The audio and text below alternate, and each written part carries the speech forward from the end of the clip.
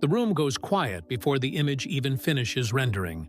A map of the nearby universe spreads across the screens like frost on glass. Filaments of galaxies flashing in braided silver, clusters blazing where gravity has woven matter into lanterns. Then a mouth opens in the light. It is not a tidy bubble or a small gap you could overlook with a shrug. It is a cavern scooped from the cosmos, a province of almost nothing, a wound where the web should be bright. Someone exhales sharply. Someone else whispers what no one wants to say out loud. This should be impossible. What you are about to see will change how you think about the universe. For more content, like the video, subscribe, and tell me where you're watching from. Look at it. A gulf spanning hundreds of millions of light years. An absence so wide that whole superclusters could sail through and barely graze each other. We call places like this voids, but that word sounds too modest, like an empty lot waiting for a house. This one is not a vacant lot. It is a vanished city block on the grandest street map ever drawn, a burrow erased from the cosmic grid. The universe is supposed to be democratic on the largest scales, even-handed, smooth when you step far enough back. Yet here the scaffold buckles. The symmetry blinks. The sky forgets itself. Do not mistake emptiness for silence. The void is a message with the volume turned up. It asks a pointed question. How did a region this large escape the normal growth of structure in a universe that began as a nearly even mist?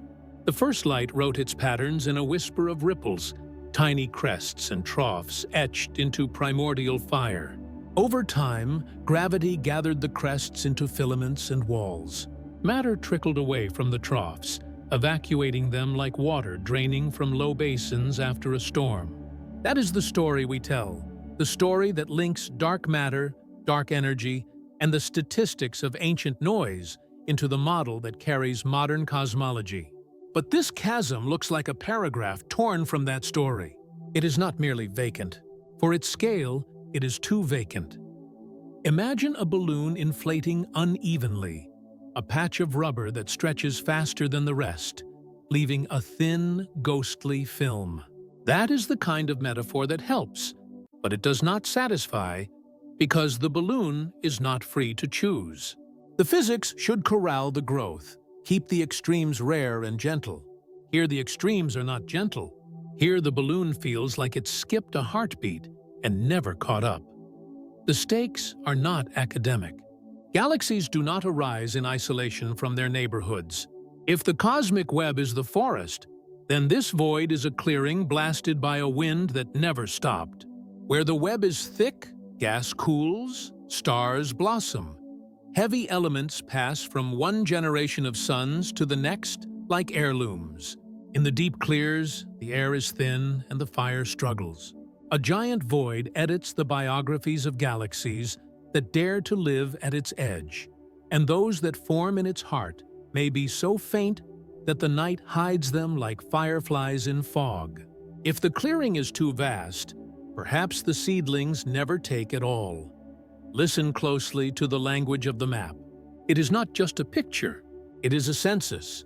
Redshift surveys plot the three-dimensional positions of galaxies like pins on a globe, and algorithms trace the empty corridors that connect the pins, the basins where density falls away. Typical voids stretch for tens of megaparsecs, common enough to feel like the background rhythm of large-scale structure. They are diluted, yes, but not silent. Dwarfs and wispy, low-surface brightness disks haunt them like shy deer in the underbrush. Our cavern is not typical. Its radius wanders into the realm of extremes, and its sparseness swings past what the usual statistics would encourage. It sits out on the tail of what the standard model expects, and it waves. If the model is right, rare does not mean forbidden. In a universe this large, even a far-tail outlier should pop up now and then, like drawing a long string of heads in a coin toss if you flip often enough. But the map does not merely reveal area, it reveals shape. The boundaries bloom into arc and wall, then thin, then vanish again, as if the void has been over-evacuated. emptied with a care that looks like intention. That word is dangerous, because nature's intention is only law, never will. Still, your eyes rebel. You feel as if something hidden was waiting in the dark. Some earlier fingerprint left by an era that came before galaxies, before atoms, before light cooled enough to roam. The discomfort reaches deeper. Our model, call it lambda cold dark matter, the guiding playbook of the past few decades, thrives on consistency. Dark matter sculpts the bonework. Dark energy drives the late-time swells of space. The initial ripples are well-behaved and random like a choir of gentle flutes. Voids, in this telling, are the expected hollows left behind by the rush of matter toward the walls. Yet a giant void with so few lampposts, so little whispering starlight, suggests either statistics playing a spectacular trick or a page missing from the playbook. Maybe the ripples were not quite so gentle. Maybe the choir had a drumbeat we have not heard because we were listening with the wrong ears. You might ask, is it truly empty, or are we fooled by our own instruments? Telescopes favor the bright and the bold. Ultra-diffuse galaxies can hide in plain sight, and low-surface brightness smudges can sink beneath the noise like shipwrecks under silt. But the void's shadow falls not only on optical light. Peculiar motions of nearby galaxies lean away from its center as if from a low-tide shore. Gravitational lensing whispers that less mass sits along that sightline. Even the afterglow of the first light can, on rare alignments, carry a faint bruise where space has expanded a little differently across a yawning gulf. When many instruments hum the same uneasy chord, you stop blaming the microphone. If you feel a tug in your chest, good. That is the correct response to an absence that might rewrite the laws of the cosmos. The universe is a patient sculptor. It does not chisel such a cavity without a reason. Either chance grinned wide and rolled an outrageous number, or our assumptions about how the great web assembles, how it merges and drains and grows, need a sharper lens. The choice is not comfortable. Comfort is for smaller rooms. We stand at the threshold of that black geography now. Charts in our hands, questions smoldering like coals in winter air. The filaments around it gleam like cables under tension, the clusters like junctions hammered by time. Beyond the border, stars thin to a dusting, and the darkness feels heavier, as if the night itself has weight. We step forward, not to fill the silence, but to hear it more clearly. Because the silence is speaking, and whatever it is saying is only the beginning of the story it has kept hidden. Breath catches in the control room as velocity arrows bloom along the map like wind veins in a storm. Every arrow points away from the darkness.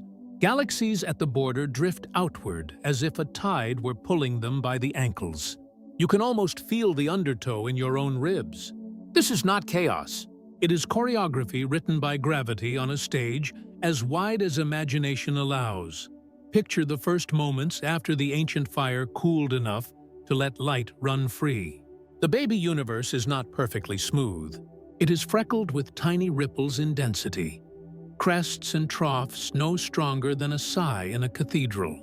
Cold, dark matter, silent and transparent, answers those ripples with unblinking patience.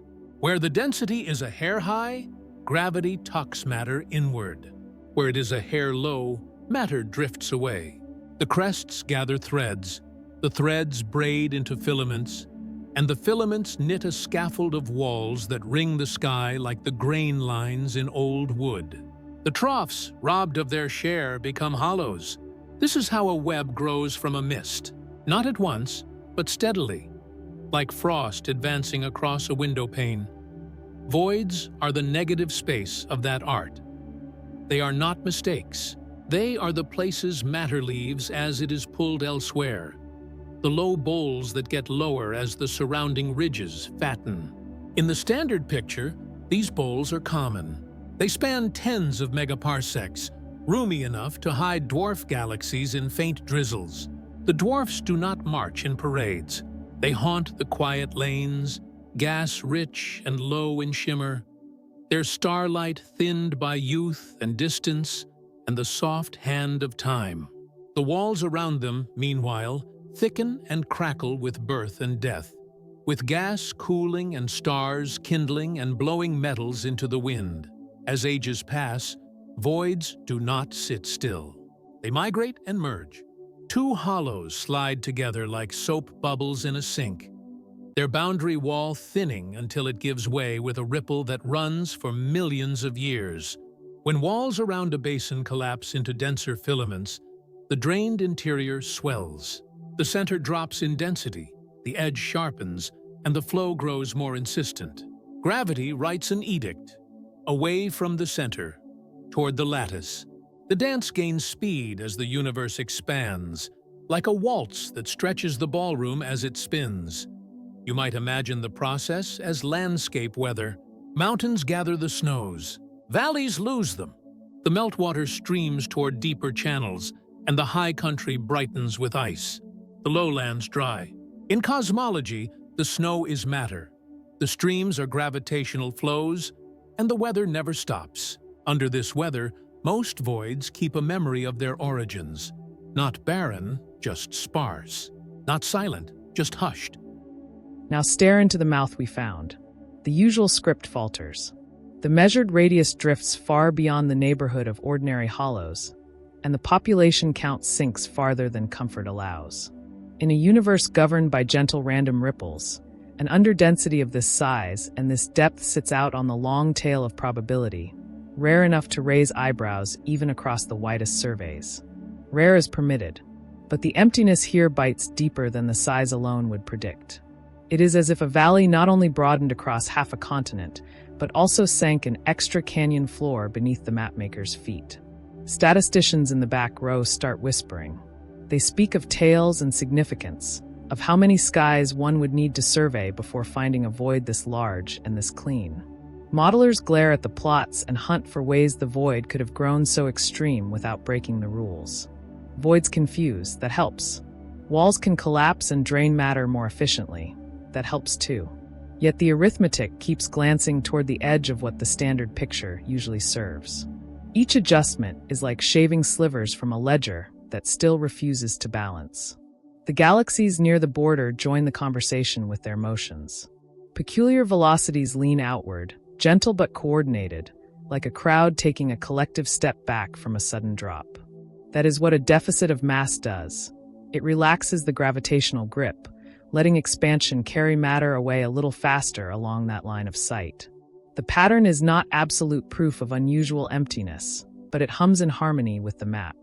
Weak lensing adds a harmony line of its own, suggesting that the projected mass across the void's face is lower than in adjacent directions. Layer by layer the picture is painted, a hollow that acts hollow in more than one language. Inside such a place, the ecology changes.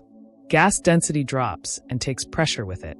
Without enough crowding, gas cannot easily radiate away its heat and sink into the dark wells that cold halos provide. Cooling times stretch like taffy. Where cooling stretches, star formation stutters. The galaxies that do ignite are more likely to be faint, blue, and delicately structured. Their metal budgets lean because few ancestral supernovae have enriched their fields. In many halos, the torch never catches. They remain dark, a skeleton of gravity without a lantern. Even so, emptiness is a treacherous illusion. Our telescopes are biased toward the confident and the concentrated. Low-surface brightness disks smear their light across the sky like chalk dust. Ultra-diffuse galaxies can swell to sizes that would shame spirals while barely lifting above the background. An undercount in such terrain is easy to imagine, but we plan for that. We sweep with neutral hydrogen searches, listening for the whisper of cold gas at radio wavelengths. We nudge deeper, stack exposures, and comb the noise for smudges with patience born of obsession. The counts rise a little, but the chasm persists. A chorus of absence sings louder than any single instrument can account for. There is another lever that can push a void toward severity, the character of the ripples that seeded structure. If the initial spectrum of fluctuations carries a localized dip, a subtle lull over a particular range of scales, then the regions affected by that lull begin life a touch more underfed. Later, as walls grow and voids merge, those regions can reach more extreme contrasts. The mechanism does not demand magic, only a small wrinkle in the early blueprint. Yet invoking such a wrinkle is not a casual act. It hints that inflation, the ancient burst that stretched space like dough, may have left a fingerprint more complicated than the usual smooth hum of randomness. That idea glitters, seductive and dangerous. Modified growth in thin air offers another path.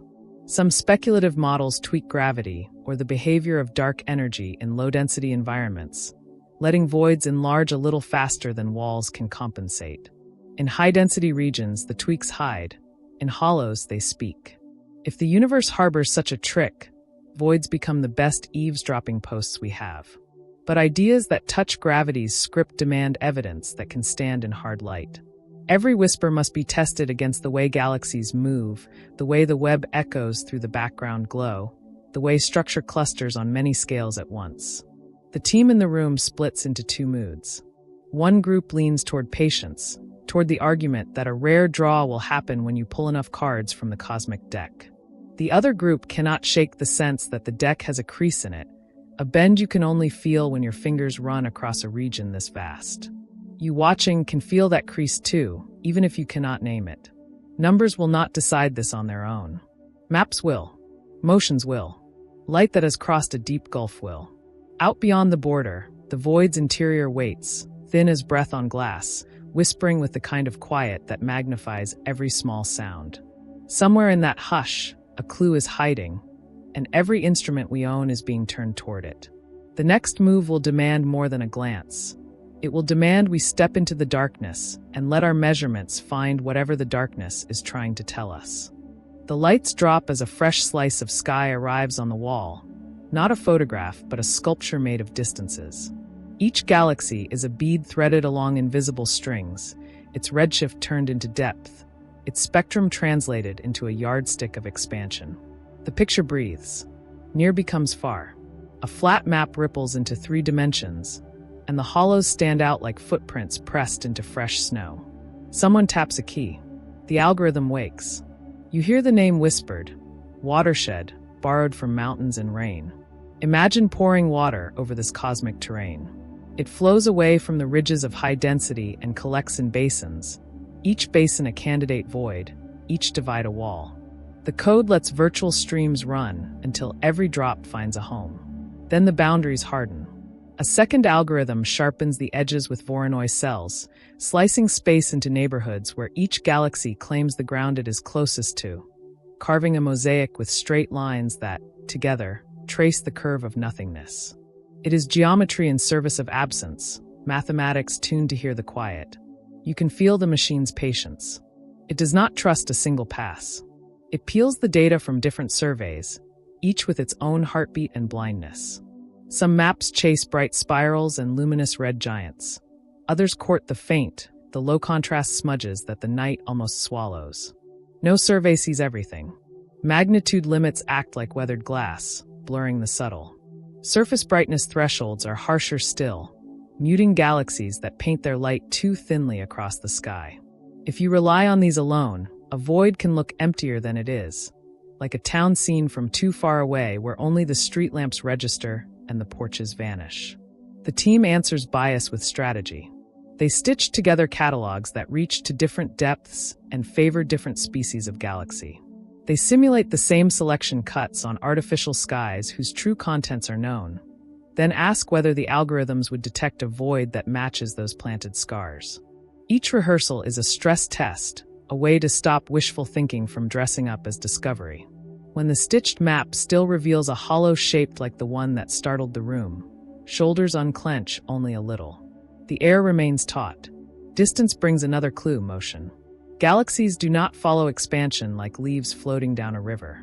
They also feel the push and pull of nearby mass, slipping slightly faster or slower than the Hubble flow would prescribe in the absence of structure. Those deviations, peculiar velocities, turn into arrows on the wall, pointing outward around the dark mouth. Extracting them is delicate work. You compare a galaxy's redshift distance to an independent yardstick, a Cepheid beating like a lighthouse in mist, a supernova whose brightness falls with a rhythm that marks its wattage, a Tully-Fisher whisper linking rotational speed to luminosity. Out of those pairings, a map of drifts emerges, subtle as a pulse under a wrist. Outward drifts strengthen the case that the hollow is not a trick of missed light, but a genuine deficit of mass. Light bends when it crosses a crowded room. If the void is truly thin of matter, background galaxies behind it should suffer less shearing than those seen through thicker swaths of the web. Weak lensing is a game of fractions, an art of averaging tiny distortions across crowds of distant shapes. You stack the shapes, align their orientation statistically, remove the personality of each galaxy until only the collective nudge remains. Where a cluster would twist the field into an oval, the void leaves a gentler mark, a deficit of twist, a softening of the shear, as if space there has one less layer of glass. The signal is not loud, but when it sings alongside the peculiar velocities, the chord grows persuasive. There is a colder witness still, the afterglow of the first light. Photons from that dawn cross deserts of time to reach us, and on their way they pass through every crowded plaza and empty plaza the universe built. In regions where the expansion changed noticeably as the photons traveled, where the potential wells and hills evolved, the photons are nudged a little redder or a little bluer. That faint bruise is the late-time integrated sachs-wolfe imprint, an accent painted on the cosmic microwave background by the recent history of structure. Line up the Great Hollow with the background map, and you look for a small temperature shift spread across the void's face. It is a long shot, because the background's own graininess chatters loudly, but even a whisper that aligns with the other clues can tip a balance in the mind. Optical light has its prejudices, radio has different ones. Where stars may be shy, gas can be garrulous. Neutral hydrogen speaks in a lean radio line, a clockwork frequency that slips lower with cosmic expansion. Point the dishes into the darkness and listen for the breath of gas-rich dwarfs, galaxies that hoard hydrogen because their star formation is gentle or stalled. A detection there is like finding footprints at the edge of a quiet lake. A silence there is like the lake without ripples. Deep HI surveys rake the region carefully, stacking exposures, shifting frequency windows to comb through different slices of distance. The yields are counted with an honesty that hurts. The numbers rise by a few, then settle back into the same unease. Every method carries a shadow of care. Watershed boundaries can be sensitive to where you draw the line.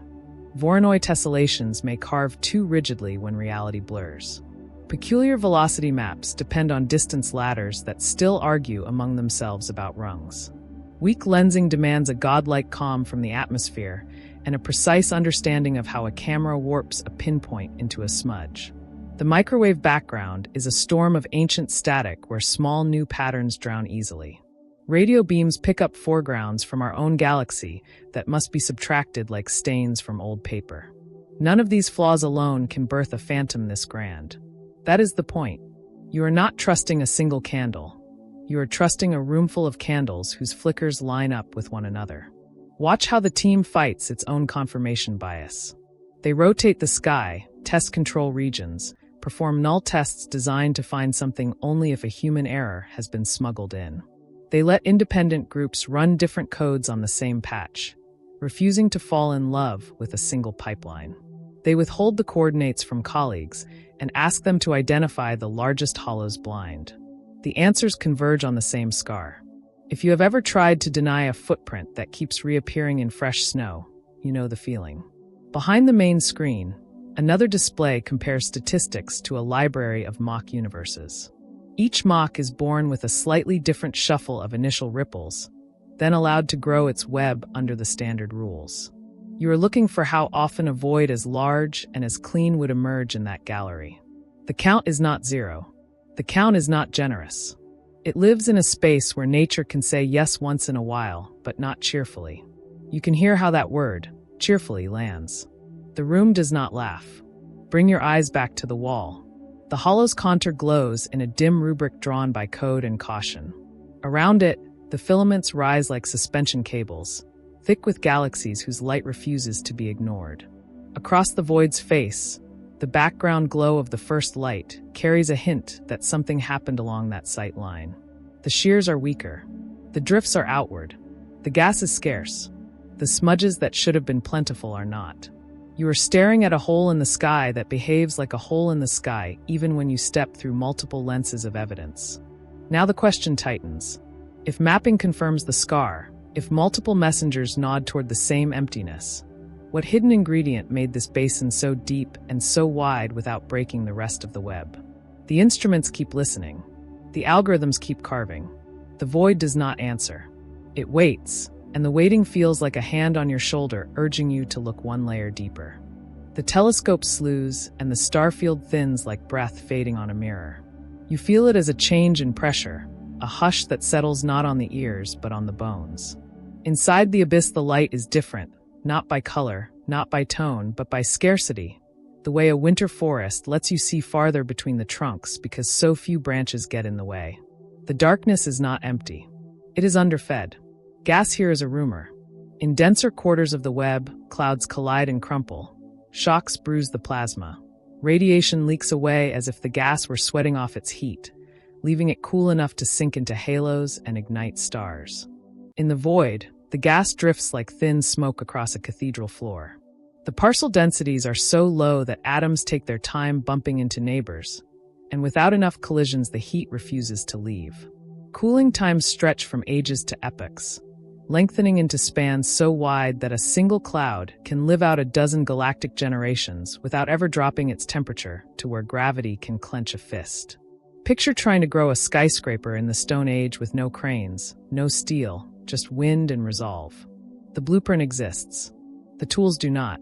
When a galaxy does kindle, it often looks handmade, faint blue, lopsided, a whisper of a disk with star clusters scattered like handfuls of salt.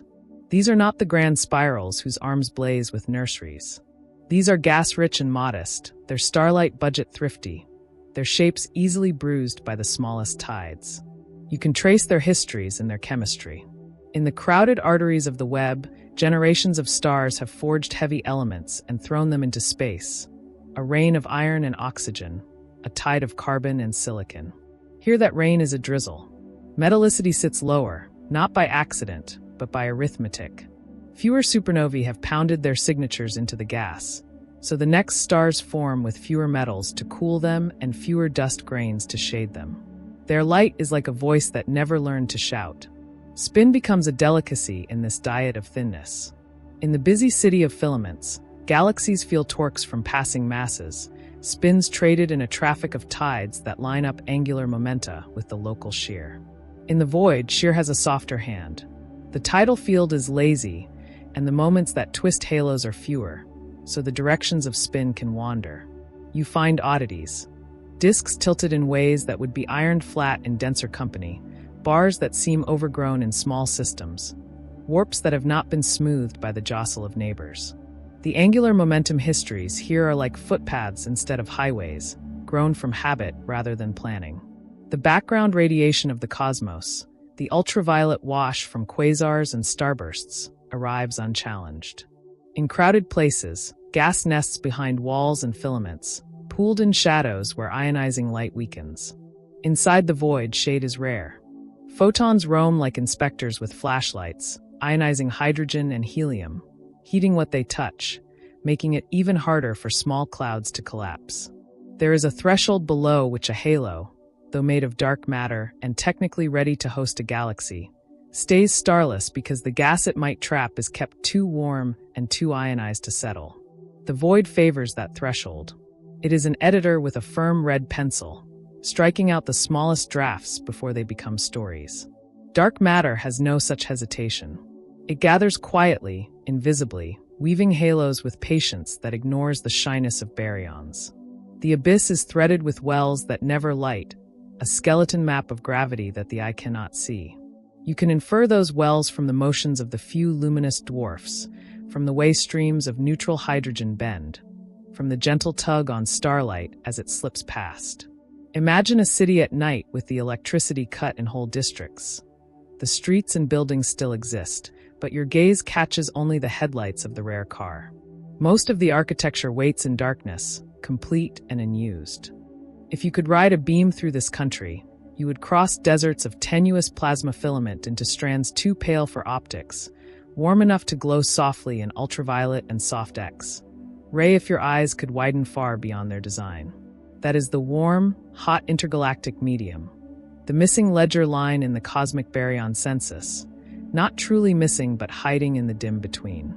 In denser realms it threads alongside the web's highways. Here it might be the only highway at all, the last inheritance of gas that never found a way to fall. You can search for it by placing a bright beacon behind the void, a quasar, a blazer, and reading the faint fingerprints etched into its spectrum, tiny absorption lines where the drifting medium sips at the light. Each line is a syllable in a long, patient sentence about where matter hides when it refuses to shine. When a dwarf in such a place tries to breathe, the breath is fragile. Bursts of star formation come in stitches and startle the galaxy with sudden winds. Even a handful of clustered supernovae can sweep gas from a shallow potential well, quenching the flame for a while, leaving the galaxy to gather again from the thin air. Feedback becomes a metronome, and the pauses between beats can stretch for ages. What survives is a population skewed to the quiet and the peculiar. Puffy systems with star clusters strung like beads, irregular knots where the last episode went off like a firecracker and then fell silent. Interactions are rare in this slow country, but not absent. Two dwarfs can find each other across 1,000,000 light years and trade material in a whisper, their mutual tide painting faint bridges of hydrogen that only radio ears can hear. A small satellite can pass a little too close to the one sturdy spiral on the void's edge and raise a warp that will take ages to relax in the thin air. Even isolation leaves marks. Without the harassment of neighbors, some gas disks sprawl farther than they should, so diffuse that a human eye would miss them on a direct stare, visible only when you look to the side and let your retina's night vision collect the smear. Everything here stretches and lingers. Cooling times lengthen, dynamical times lengthen. The cadence of assembly slows until a single history can feel like a held breath. That slow motion is a gift to theory, because it leaves fingerprints unblurred by crowds. But it is also a threat to our assumptions, because it nourishes outcomes that the standard neighborhoods do not encourage. Halos with the same mass can host very different fates depending on whether they wallow in this thin ocean or drink from a crowded river. That is assembly bias written not as an equation but as a landscape painting, a reminder that environment is not a footnote, it is a co-author. You might think such a realm would be simple to model, less clutter, fewer collisions, cleaner boundaries. It is the opposite. The physics is delicate here, a balance between a weak tug and a persistent heat bath, between the quenching glare of the background and the stubbornness of gas that refuses to settle.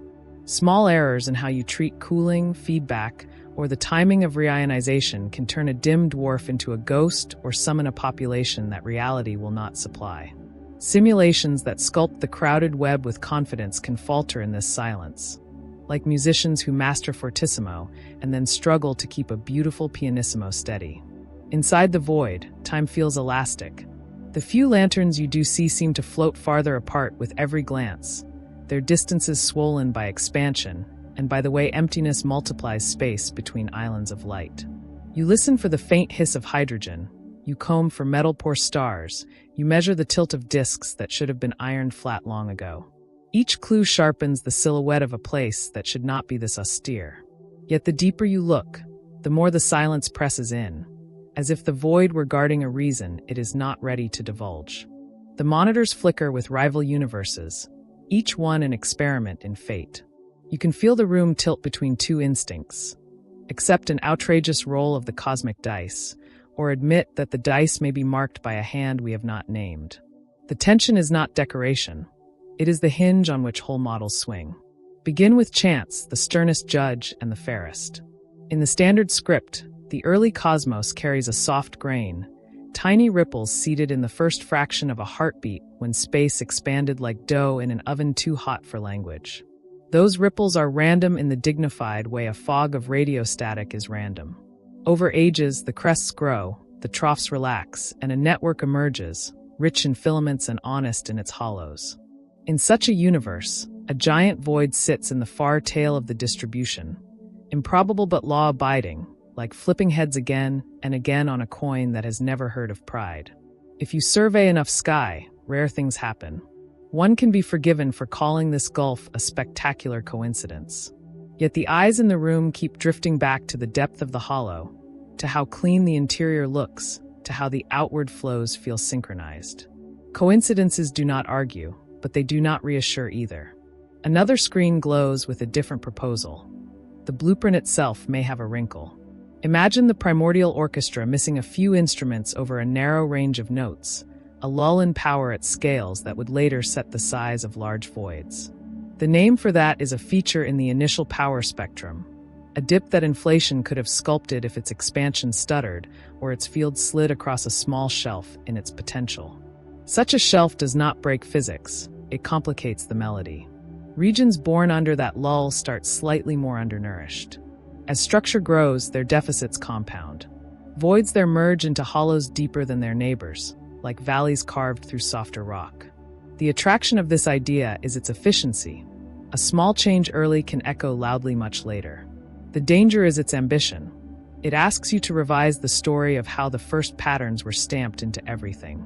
On a different board, a simulation shows feedback playing judge and jury. Picture a time when the young universe brightens with the first galaxies and the first quasars. Their light is not gentle. It ionizes the intergalactic medium, heating the common gas and raising the minimum mass a halo must have to capture and cool it. If a region near the rim of our void hosted unusually active engines, quasars with fierce winds, starbursts throwing fountains of radiation, then the glare could have swept inward, keeping the smallest seeds inside the void from ever lighting. Assembly bias enters here like a quiet conspirator. Halos with similar mass grow different histories because their neighborhoods breathe different air. If the edge of the void had a few outsized furnaces early on, the interior might have fallen behind for good, its garden of dwarfs pruned before the first blossoms opened. The room counterargues by pointing at the census. Where are the ghostly remnants of that pruning, the ultra-diffuse smudges that should still haunt the interior even if they are starved? Our catalogs have blind spots. Surface brightness is a ruthless censor. Galaxies that spread their light across large areas fall under the threshold of detectability, even if their total luminosity is respectable. Add to that the fact that most surveys are built for the showy and the concentrated, and it becomes plausible that a fraction of the void's population has slipped past us like moths beyond a porch light. Radio searches for neutral hydrogen try to catch them by ear instead of eye. Deep imaging campaigns use stacking and clever filtering to pull whispers from the glow. Those efforts raise the count, but not enough to sweeten the hollow into something ordinary. The gap between expectation and observation does not close. It narrows and then hardens. Another line of thought presses on gravity itself. Standard gravity is a clean law that treats emptiness and crowdedness with equal honesty. Yet some speculative frameworks give gravity a personality that changes with environment.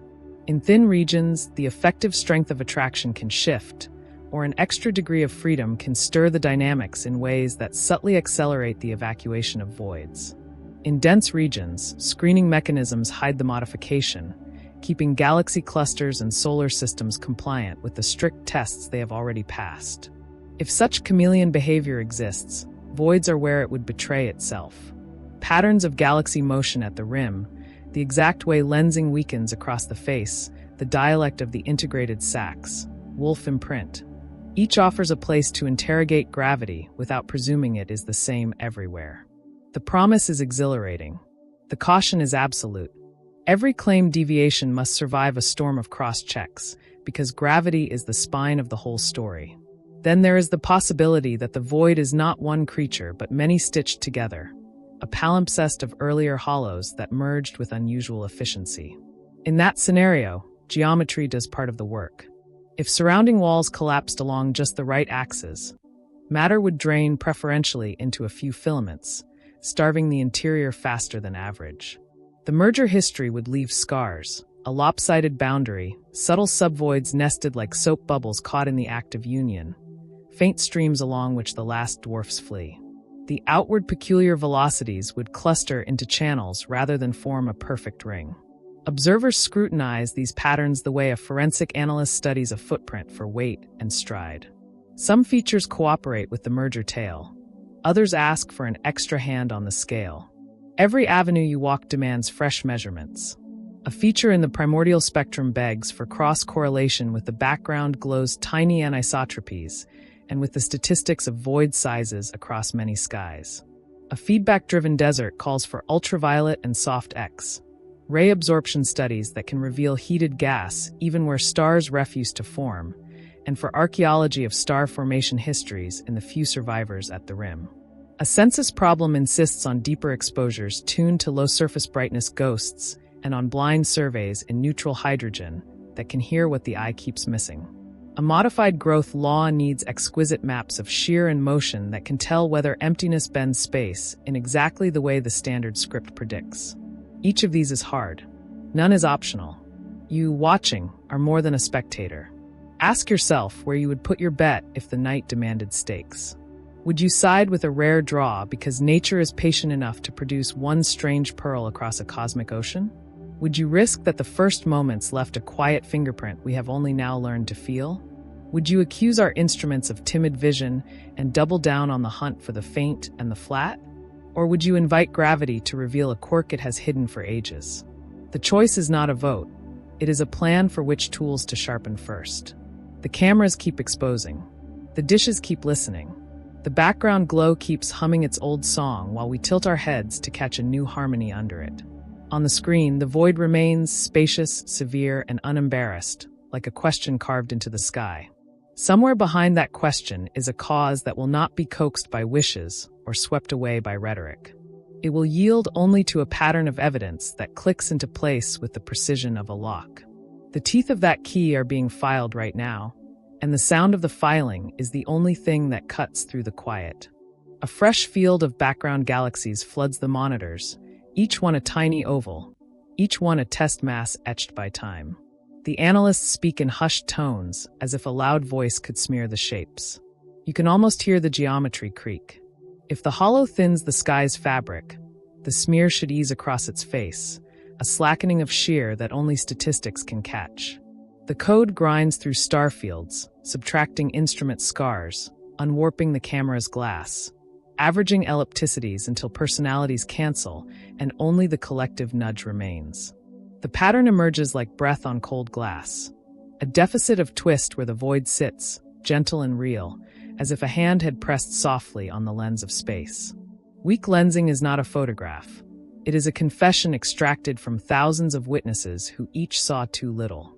Here the confession lines up with the deficit in mass that other clues whispered. The signal is small by design. Space does not shout unless a cluster is yelling, but the quiet is disciplined and repeatable. The edges tell the story best. As you step from the bright filaments into the thin interior, the shear loosens, the background ovals relax, and the numbers tip in favor of a region with less gravitational grip than its neighbors. Do not mistake elegance for frailty. Measured right, a whisper can move a verdict. A separate screen glows with velocity fields, arrows braided like reeds in a river.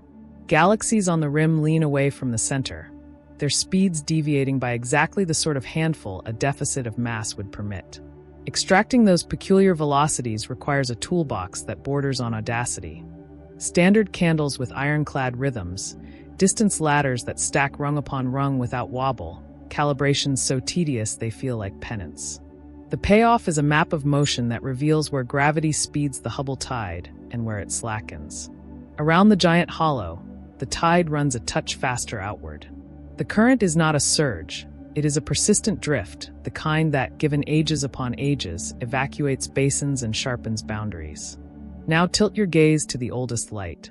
The background afterglow carries a grain born in ancient fire, but it can be tinted by what happened later.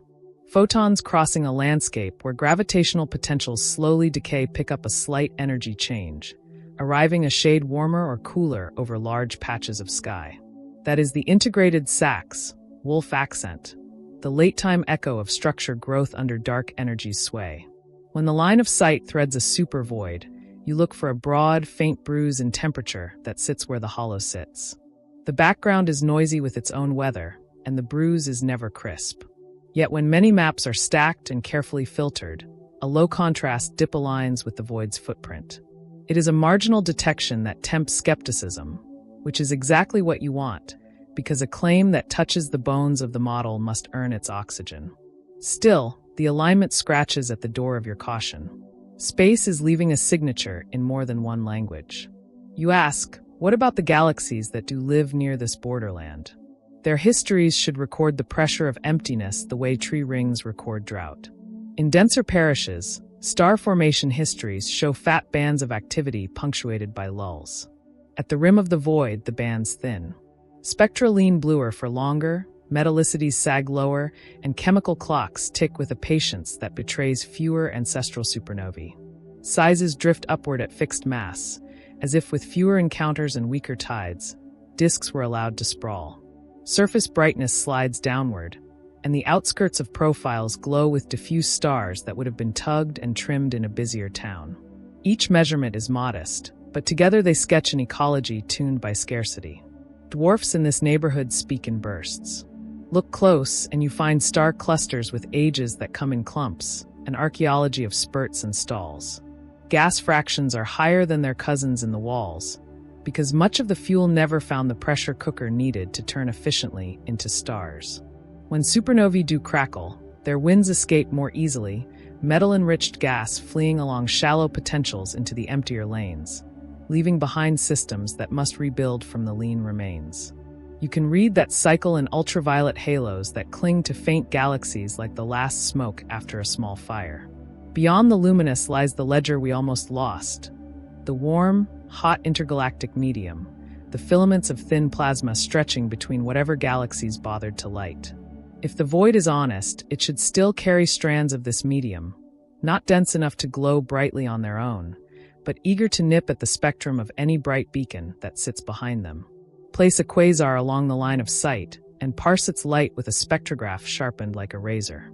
You find pinpricks of absorption from ions of oxygen and neon, markers of gas warmed to millions of degrees by the slow crush and stretch of structure formation.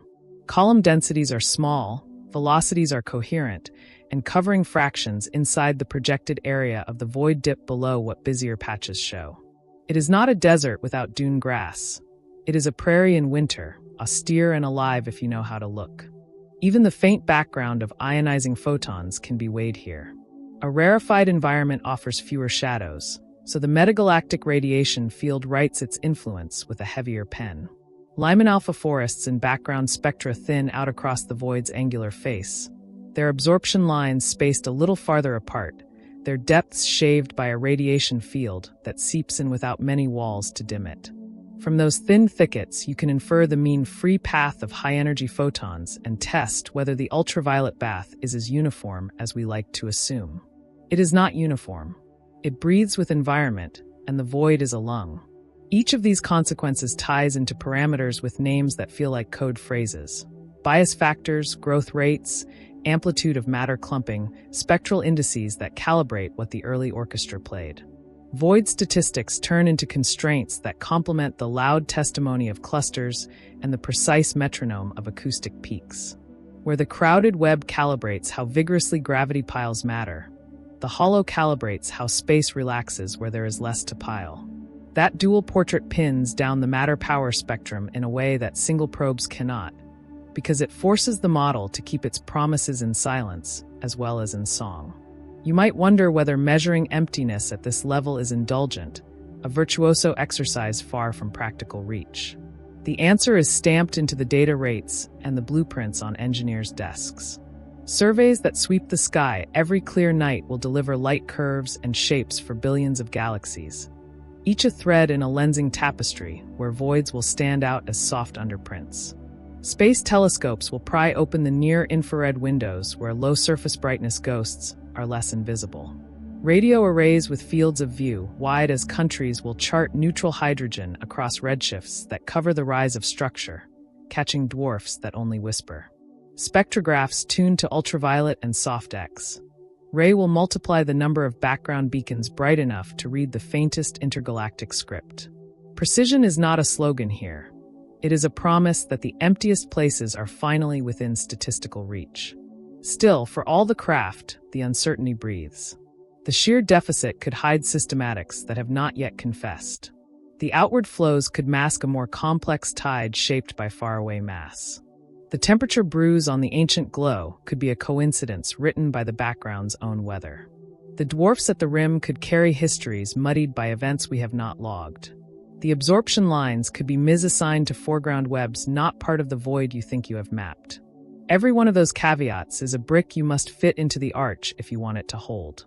The arch is standing, but you can feel the mortar drying under your hands, and the air around it is cold with a question that has not agreed to move. The model room smells faintly of hot electronics and dust, the scent of thinking machines that have worked through the night. On the main screen, not a single galaxy blinks, just the contour of absence rendered with a cartographer's care. It looks like an island drawn in negative, shoreline defined by what refuses to cross it. The team is silent, because what comes next is not a victory lap. It is a reckoning. If the cosmos is a grand quilt, stitched from the same cloth in every direction when viewed from far enough away, then a giant hollow is a tug on the fabric that could reveal how tight the stitches truly are. Cosmological homogeneity is not a poem. It is a claim that the largest scales should blur into sameness when your vantage stretches wide. A few sprawling voids can still fit inside that promise, the way a few wide clearings do not erase a forest. But if the empty provinces grow too many or too pure, the quilt puckers. That pucker is measurable. It ripples into the amplitude of matter clustering. It leans into the shape of the correlation curve that tells how likely it is to find galaxies a given distance apart, and it nudges the arithmetic that connects the early ripple pattern to the present web. A single void does not tear the cloth.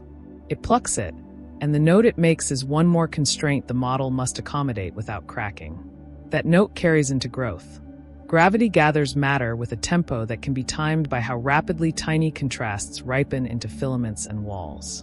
Clusters testify loudly to that tempo because they pile mass with an enthusiasm you can weigh. Voids testify softly because they relax mass away with a patience you can chart. The duet is essential. When the numbers from clusters and voids agree on how quickly structure has matured from the first whispers, the case for a single cosmic metronome strengthens.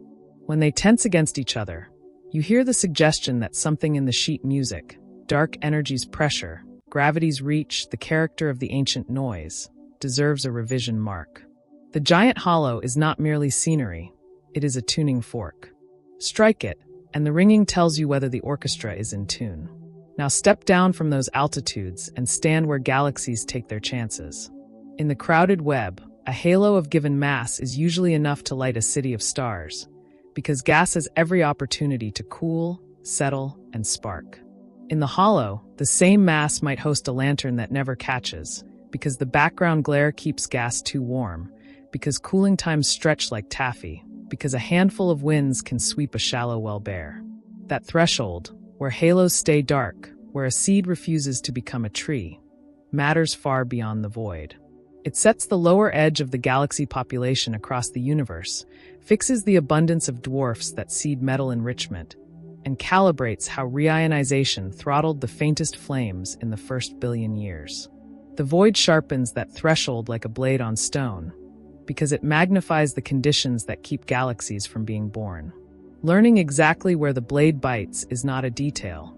It is a cornerstone of galaxy formation. The emptiness also trains the eye to catch what surveys have been throwing away.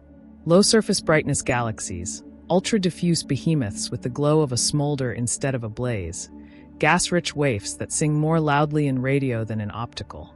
These are not curiosities. They are citizens of environments where scarcity writes the rules. To honor them, next-generation observatories are being tuned like instruments for quiet music. A ground telescope that watches the same fields night after night will map shape changes across billions of sources, revealing the soft fingerprints of voids on lensing shear. A space observatory that drinks the near-infrared will pry open the low-contrast outskirts of galaxies that halos have stretched thin. A continental radio mosaic will count neutral hydrogen where stars are unwilling, charting filaments of gas that spider across emptiness. A fleet of spectrographs will set their razors against the spectra of distant beacons, catching the faintest intergalactic calligraphy from oxygen and neon in the warm, hot medium. These are not luxury projects. They are the tools required when absence becomes a laboratory. Even the background glow from the first light gains new duties under the void's gaze. Large-angle temperature drapes that overlay the ancient pattern become a check on late-time potential shifts. Cross-correlating those drapes with the most severe hollows and the fattest walls tightens the leash on models that try to let gravity or dark energy behave with regional quirks. If the voids and the glow agree on the sign and scale of the tilt, confidence rises in a universe where the same laws hold from the densest clusters to the thinnest abysses.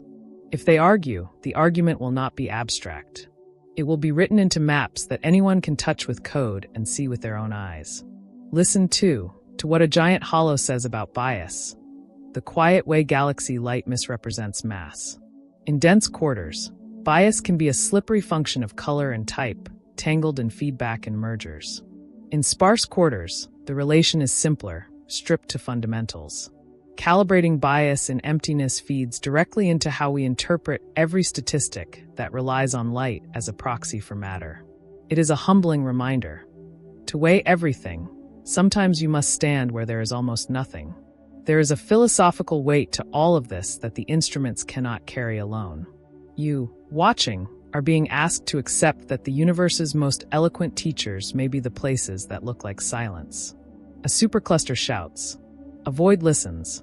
From that listening we extract how random the early blueprint truly was, how faithfully gravity has followed its own rulebook, how feebly or fiercely dark energy has stretched the stage beneath every actor.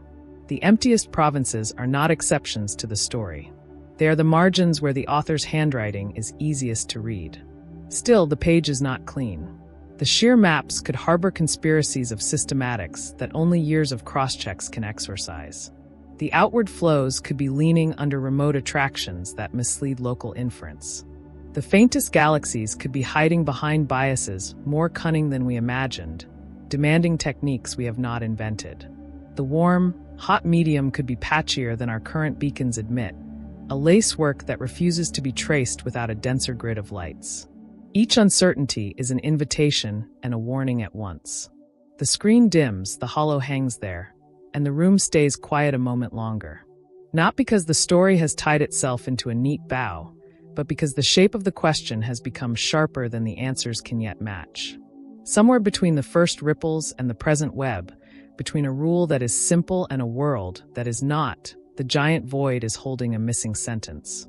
The instruments are ready, the sky is willing, and the sentence is not going to write itself.